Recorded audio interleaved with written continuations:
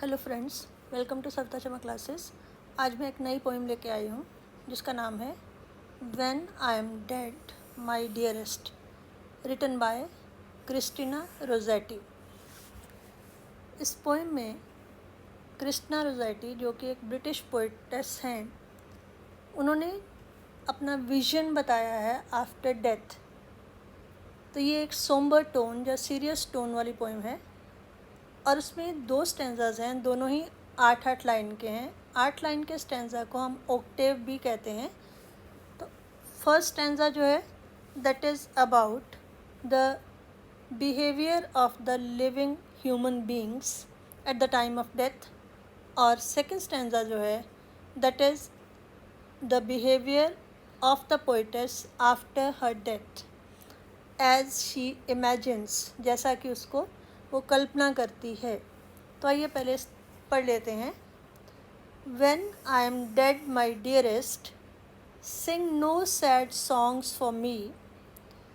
Plant thou no roses at my head, nor shady cypress tree. Be the green grass above me, with showers and dewdrops wet. And if thou wilt, remember, and if thou wilt, forget. This is the first stanza of the poem, first 8 lines. तो जैसे मैंने कहा कि ये poetess का एक vision है कि उसकी डेथ के बाद उसके जो नियर एंड डियर वंस हैं वो किस तरह से बिहेव करें। तो जो डियरेस्ट है वो केवल एक व्यक्ति के लिए नहीं है, बल्कि all those people who love her, may be her family members, may be her lover, or somebody who has regard for her। तो वो इमेजिन करती है कि जब मेरी डेथ होगी, when I am dead, how should the people near her or close to her behave at that time। when I am dead, my dearest, dearest वो लोग जो मुझे चाहते हैं, जो मेरे क्लोज हैं। Sing no sad songs for me.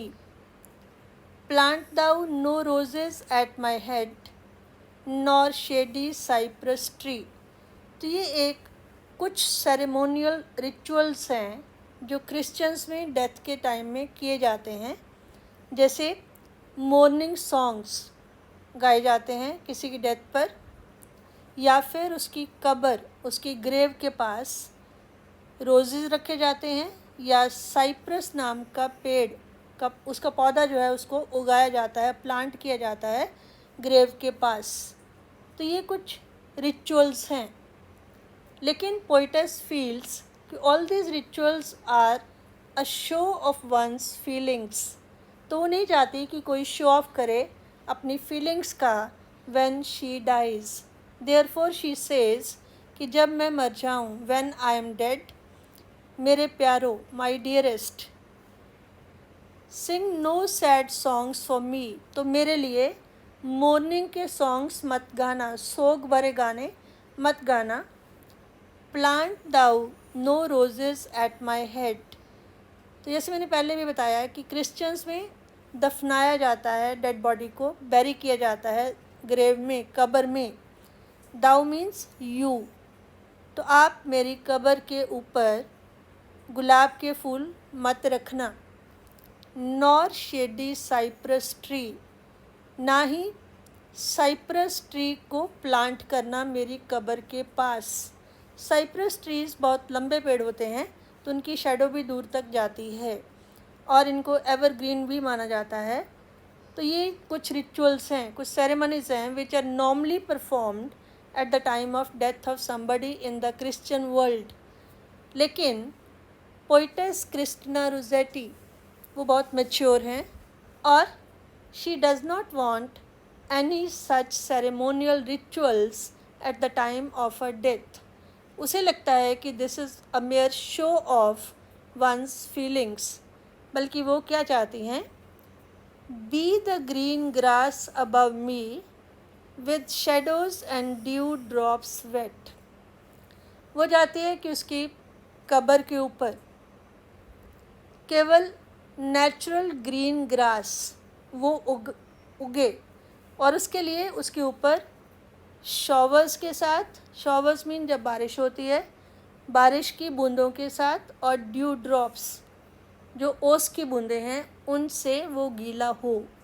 और एक तरह से वो ये भी कहती है कि her near and dear ones may shed only a few tears at the time of a death. वो थोड़े से आंसू बहा दें जो उनकी रियल इमोशंस को एक्सप्रेस करते हों, ना कि आम लोगों की तरह उसकी ग्रेव के ऊपर रोजेज़ रखें, या फिर साइप्रस का पौधा लगाएं, या फिर मॉर्निंग सॉन्ग्स गाएं। तो वो जो सिंसियर फीलिंग्स हैं, shedding a few drops of tears that would be sufficient. और वो टीयर्स जो हैं वो एक तरह से ग्रीन ग्रास के रूप में भी उसकी कब्र के ऊपर उग कर आ जाएंगी। तो she simply wants natural green grass over her grave, that green grass which is wet with rainy showers and dew drops। तो ये तो एक पॉइंट हो गया कि she does not like showing off the feelings, she simply wants a few drops of tears at the time of her death from her dearest relatives, friends, lover, etc. और second point, and if thou wilt, wilt mean wish, thou you, अगर तुम चाहो, remember तो मुझे याद रखना, and if thou wilt forget, और अगर तुम चाहो तो तुम मुझे भूल सकते हो। वाई डज शी से सो, ऐसा क्यों कहती है? क्योंकि उसे मालूम है कि मरने के बाद मुझे कोई फ़र्क नहीं पड़ेगा, मुझे मालूम ही नहीं होगा कि आपने मुझे याद रखा या आप मुझे भूल गए। So it would be immaterial for her, so she gives independence to her dearest ones, whether to remember her और to forget her after her death. तो ये फर्स्ट स्टैंजा था, that was about the behaviour of living human beings at the time of her death. जो लोग ज़िंदा रहेंगे वो उसकी डेथ के बाद कैसे बिहेव करेंगे, और उसमें उसने उनको पूरी फ्रीडम दे दी, आप चाहें तो बाद में मुझे याद रखें या भूल जाएं। अब नेक्स्ट स्टैंजा जो है, that is about the stark reality of death, कि डेथ के बाद उसका बिहेवियर कैसा होगा, या जैसे वो इमेजिन करती है दैट नो फीलिंग और emotion of the living human beings will affect हर, कोई भी चीज़ उसे प्रभावित नहीं करेगी, ह्यूमन सेंसेस उसकी काम करना बंद कर देंगी, ना वो कुछ देख पाएगी, ना कुछ सुन पाएगी, ना कुछ महसूस कर पाएगी। I shall not see the shadows of the cypress tree, जो साइप्रस ट्री मैंने बताया कि बहुत लंबा होता है तो उसकी शेडो चारों तरफ पड़ती है, लेकिन उसने पहले कहा कि आप उसको मत उगाना क्योंकि मैं तो उसकी शेडो देख नहीं पाऊँगी। I shall not feel the rain, even अगर बारिश भी होगी तो मैं उसको फील नहीं कर पाऊँगी। I shall not hear the nightingale, ना ही मैं नाइटिंगेल का गाना सुन पाऊँगी। Sing on as if in pain, nightingale का पेनफुल सॉन्ग मैं सुन नहीं पाऊँगी। तो ये कहना चाहती है कि मरने के बाद व्यक्ति जो होता है वो पूरी तरह से सेंसलेस हो जाता है, उसके सेंसरी ऑर्गन्स काम करना बंद कर देते हैं, ना वो सुन सकता है, ना देख सकता है, ना बोल सकता है, ना फील कर सकता है।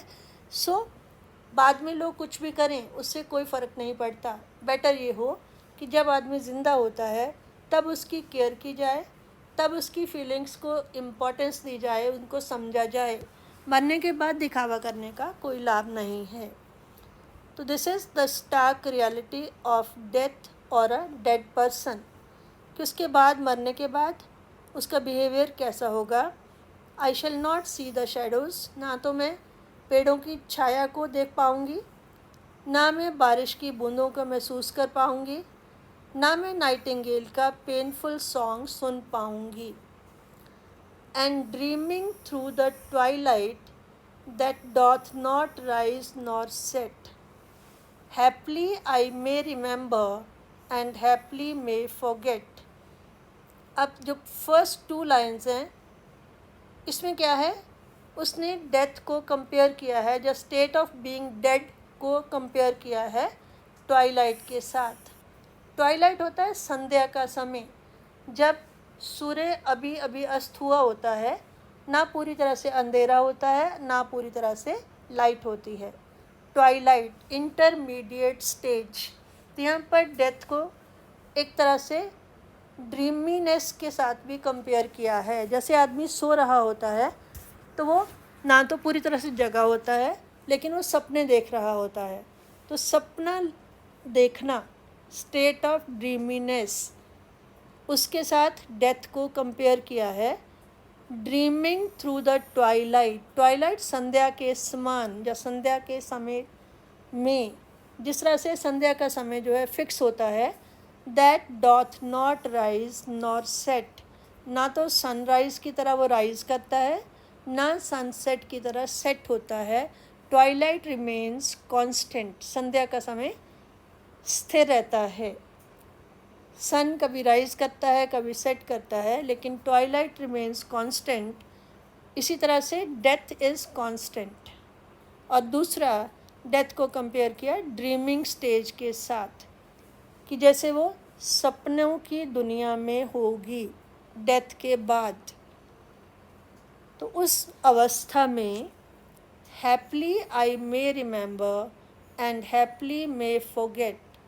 पहले स्टैंजा में था if thou wilt remember, if thou wilt forget, अगर तुम चाहो तो मुझे याद रखना, चाहो तो भूल जाना।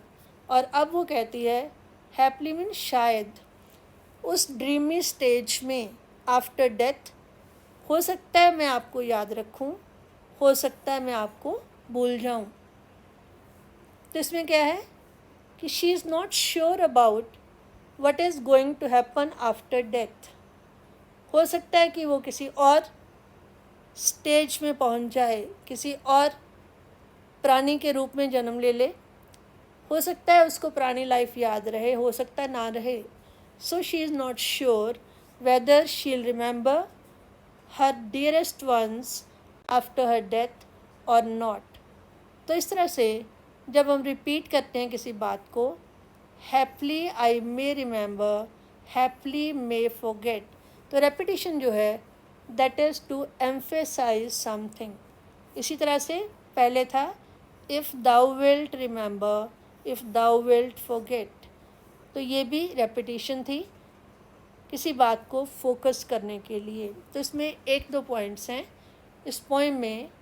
एक तो ये है कि पोएम की जो टोन है बहुत सीरियस है, सोम्बर है, डिप्रेसिंग है, because the very theme is death and life after death.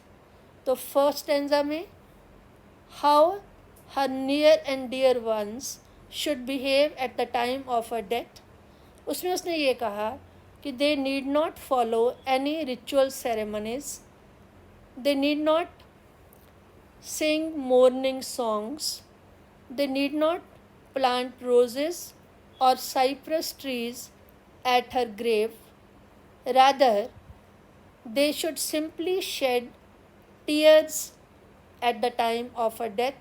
That would be expression of their real feelings for her, and she would prefer natural green grass grown over her grave, which will be wet by rainy showers and dewdrops. And then she also gives them freedom. She does not force them that they should remember her after her death. She gives them free hand. If you wish, you can remember me. If you wish, you can forget me. Because their remembering or forgetting won't affect her in any manner. और उसके बाद next stanza में, second stanza में, she tells about how she shall behave after her death.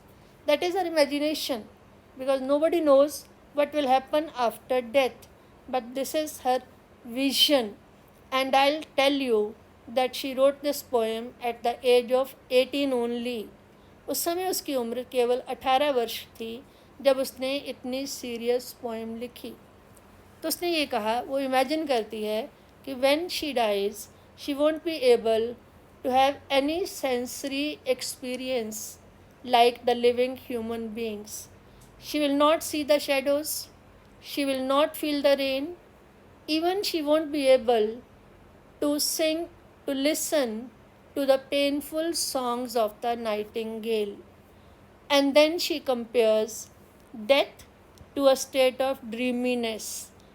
She imagines that she'll be dreaming, she'll be in a state of dreaminess, just like twilight. Twilight, संध्या का समय, which is constant, which does not change like the sunrise or sunset. And in that state of dreaminess, she is not sure how she'll feel about her dearest ones. She might remember them, she might forget them. That is not certain, because at this moment of time, when she is still alive, and at the age of 18 only, she cannot forecast what will happen, how her feelings will be about her dearest ones after she dies. So on the surface level, this is a very simple poem, but this has got a deeper meaning. I hope you understand the poem. अगर आपको पसंद आई हो तो video को like करें, share करें। जिन्होंने subscribe ना किया हो वो सब्सक्राइब करें और बेल आइकन दबाना मत भूलें, ताकि आने वाली वीडियोस भी आप तक पहुंच पाएँ। Thank you.